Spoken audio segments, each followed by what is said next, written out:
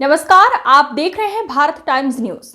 मुख्यमंत्री डॉक्टर मोहन यादव ने कहा कि प्रधानमंत्री नरेंद्र मोदी ने देश की सांस्कृतिक और आध्यात्मिक परंपराओं को पुनर्जीवित किया है। उन्होंने कहा कि गौ माता हमारे जीवन की आधारशिला है, जो न सिर्फ अपने बछड़े बल्कि मानव जाति को भी अमृत समान दूध देती है। मुख्यमंत्री ने मंच से घोषणा की कि अब प्रदेश के हर नगर निगम में गौशाला खोली जाएगी। उन्होंने कहा कि गाय अगर दूध देना बंद कर दें तो उसे सड़कों पर ना छोड़ें, सरकार उसे अपने संरक्षण में लेगी और अंतिम समय तक देखभाल करेगी। डॉक्टर मोहन यादव ने कहा, संडे हो या मंडे, रोज अंडे खाने की जरूरत नहीं है, दूध पियो और तंदुरुस्त रहो। सीएम के इस बयान पर जनता ने जयघोष और तालियों के साथ स्वागत किया। इंदौर द्वारा ये जो गौशाला चलाई जा रही है विधानसभा सांवेर के अंदर हाथोद के पास, अद्भुत गौशाला। पहले जो 600 गौ माता थी, आज 2500 से ऊपर गौ माता है और सभी प्रकार के गोवंश को संरक्षण को लेकर के प्रदेश भर में हमने गौशालाओं की संख्या भी बढ़ा रहे हैं, उनकी क्षमता भी बढ़ा रहे हैं और सभी नगर निगम से 10,000 से बड़ी बड़ी गौशालाएं बनाने का जो अभियान चलाया, उस क्रम में ग्वालियर, इंदौर, उज्जैन, भोपाल, यहाँ 600 गौ माता थी, आज 2500 से ऊपर संख्या है। और जैसा कि बताया गया है, गोवर्धन पूजा के साथ गौ संवर्धन का काम का प्रोत्साहन दें, ये हम सबकी प्रेरणा मिलती है। मेरी अपनी ओर से प्रदेशवासियों को बधाई। आरजेडी ने रोज आनंद लेता है, गौ माता के घी का जो आनंद लेता है, वो कई सारी बीमारियां भी समाप्त करता है और अपने जीवन में ऐसे कई सारे चीजों से, रोगों से लड़ने के लिए गौ माता का कवच हमारा जीवन सुरक्षित करता है। मैं आज के इस अवसर पर बेटी, जिसने वो गोवर्धन क्या शर्मा बहन बेटी पेंटिंग बनाई, गोवर्धन बनाया, जोरदार अभिनंदन करो। उसको 11,000 रुपया अपनी व्यवस्था से भी जोरदार अभिनंदन करो। 5,000 तो नगद मिले ही मिले। अपने यहाँ से कलेक्टर नोट करना, 11,000 रुपया बेटे को अपनी एक तरह से प्रोत्साहन तो देना चाहिए। ऐसा कितना बढ़िया पहाड़ बनाया और पहाड़ के ऊपर गोवर्धन नाथ जी, ऐसे लग रहा है कि जैसे कोई अभी अपने से बात ही करेंगे। भगवान का आशीर्वाद है, साक्षात परमात्मा को प्रकट कर दिया, ऐसा लगता है। मेरी अपनी ओर से आज के इस अवसर पर महापौर जी को बधाई देना चाहूँ। पुष्यमित्र भार्गव जी, आपने कहा कि शुरू में ऐसा लगता था कि पैसा तो रोज जाता है, लेकिन गौ माता ठीक से खड़ी नहीं होती थी, उनकी कोई बीमारी हो, कोई झंझट हो। राज्य का भी करें सर।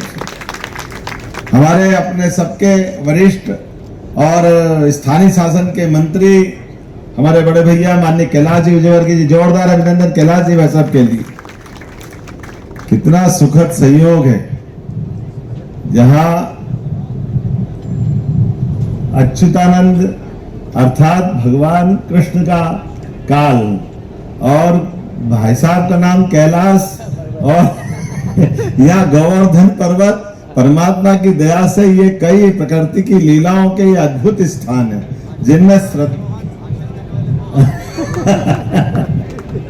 श्रद्धा के साथ। और मंत्री तुलसी भैया, जोरदार, इनके बिना 56 भोग पूरा नहीं हो जाए, कितना पकवान बना दो।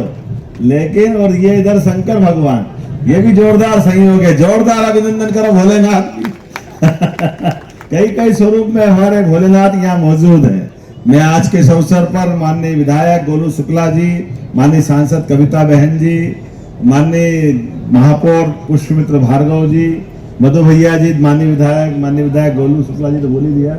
इस अवसर पर हरि भैया से लगा करके दोनों जिलाध्यक्ष सोनकर जी, चिंटू जी, हमारे पीछे यहाँ से सारे जिला पंचायत अध्यक्ष और सभी अतिथि, और आप सबको दोनों हाथ जोड़ के प्रणाम भी करता हूँ और आपको दीपावली के साथ गोवर्धन पूजा की बधाई देता हूँ।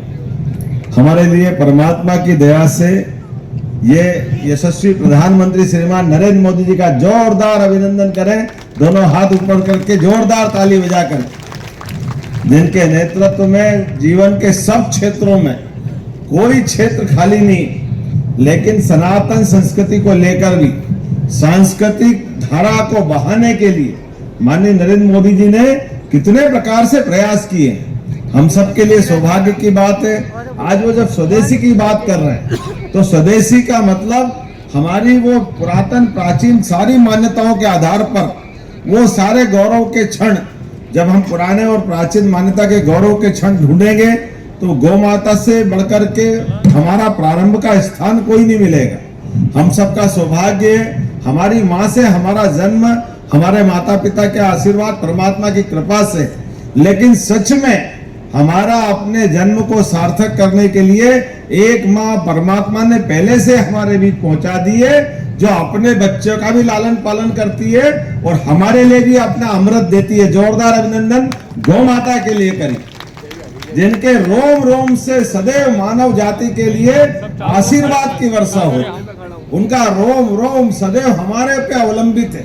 इस गौ माता तो अकेली जंगल में छोड़ दो तो वो प्राण छोड़ देगी, वो जंगल में अकेले नहीं रह सकती। ये परमात्मा की लीला है। ऐसे में आज बदलते दौर में यशस्वी प्रधानमंत्री ने उस काल को जीवंत करने का प्रयास किया। हमारे तो अतीत के काल से भगवान राम का काल हो, भगवान कृष्ण का काल हो, सारे ऋषि मुनि हो, कोई आश्रम ऐसा नहीं जहाँ गोवंश नहीं हो, कोई घर ऐसा नहीं जहाँ गोपाल नहीं हो। जिसके घर गाय वो घर घर गोपाल। ये जो आनंद है और ये गोवर्धन गो संवर्धन, ये जो उत्सव है सब अर्थों में एक ही भाव निकालता है। ये गोवंश की रक्षा से हमारा उनका संबंध बना रहना चाहिए।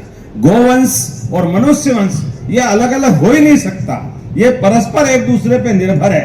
ऐसे में आज के दौर में ये बात सही है कि जमीन छोटी पड़ती जा रही है, उससे बढ़कर के हमारे पास सिंचाई के साधन बढ़ गए, ट्रैक्टर और बाकी व्यवस्था हो गई, तो घर घर ये अपने जो गोवंश के आधार पर जो खेतीबाड़ी होती थी थोड़ा फर्क आ गया।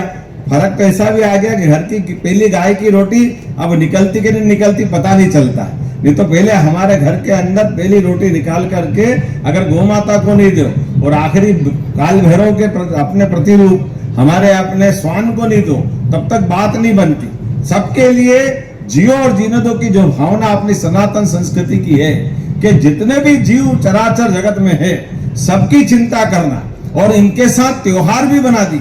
ये त्योहार भी अलग नहीं, हमको मालूम है जब भगवान कृष्ण का चित्र देखते हैं, भगवान ने 5000 साल पहले गांव की संस्कृति को सिर माथे पे लगाकर, कोई चांदी का मुकुट लगा के इतराएगा, कोई सोने का मुकुट लगा के इतराएगा। गोपाल कृष्ण का जब तक मोर मुकुट नहीं आ जाए उनको आनंद नहीं आता। ये हमारे गांव की संस्कृति जीवन भर उनने सबको सिखाया है। चाहे जहां चले जाओ, चाहे जितने बड़े हो जाओ, किसी स्थान पे चले जाओ, लेकिन गांव की संस्कृति कभी मत भूलना, गांव से रिश्ते कभी मत खत्म करना।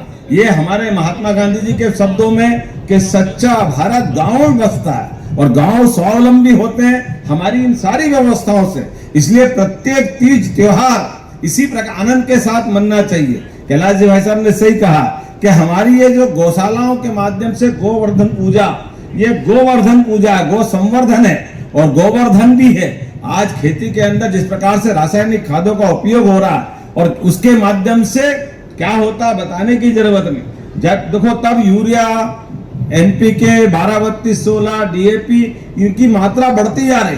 उत्पादन के आधार पर लागत का अगर हिसाब लगाओगे तो वो आपका आंकड़ा बिगड़ता जा रहा है। लेकिन आज के बदलते दौर में मुझे इस बात की प्रसन्नता है, अब प्राकृतिक खेती के आधार पर जो पंजीयन कराएगा उसका अलग से उसको पीएसपी के एमएसपी के साथ उसको अलग से भी राशि दी जाएगी और अपनी जैविक खेती बढ़ाते हुए अपने वंश को भी सुरक्षित करे।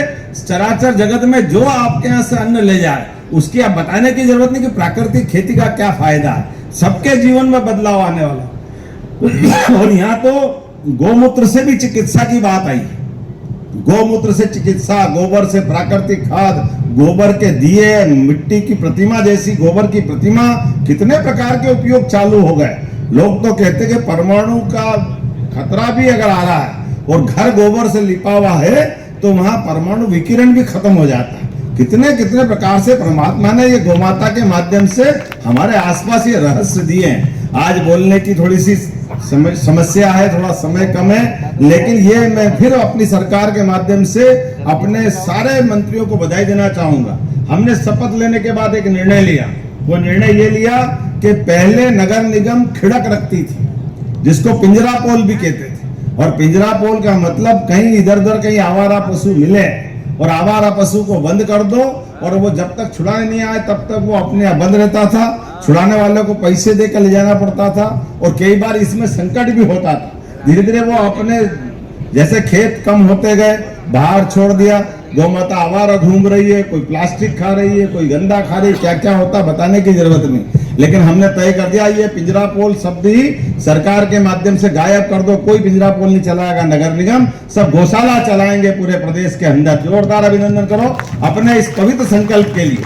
और बड़े बड़े शहर जो सबसे ज्यादा प्रभावित थे, जितने बड़े नगर निगम अपने उज्जैन, इंदौर, भोपाल, ग्वालियर, जबलपुर, हमने सब दूर सारे पिंजरा पोल से बड़ी गौशाला का संकल्प कराया। और बड़ी गौशाला का परिणाम ये दूसरे ही साल है, लेकिन दूसरे साल में 600 गौमाता से 2500 यहाँ हो गई।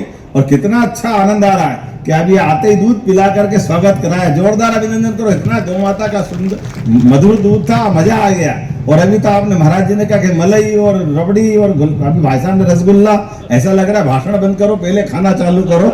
इतना सुन के आनंद आ रहा है। क्या पहलवानों के सामने की कुश्ती छुड़वाने का मौका आया। ये जो पहलवानों के माध्यम से सच में हमारे यहाँ यही तो पौष्टिकता थी, कुपोषण का सवाल ही नहीं। जिसके घर में गौ माता, उसके बच्चे बच्चे सही पूरे परिवार वाले वैसे ही स्वस्थ रहते हैं। ये अपने आप परमात्मा की लीला है। काय के लिए संडे हो या मंडे फालतू की बात, काय के खाओ अंडे जबरदस्ती, जो अंडे डंडे उनको खिलाते रहो। अपना तो दो गाय का दूध पियो और मजे लो। होना चाहिए कि नहीं होना चाहिए। ये जो हमारे पोषक तत्व है, गौ माता का गो दूध है। मैं से मंच में से कैलाश जी भाई साहब भी कह रहे थे, मैं भी कह रहा हूँ, तुलसी भैया, हम सब, आप भी सब अपने बताने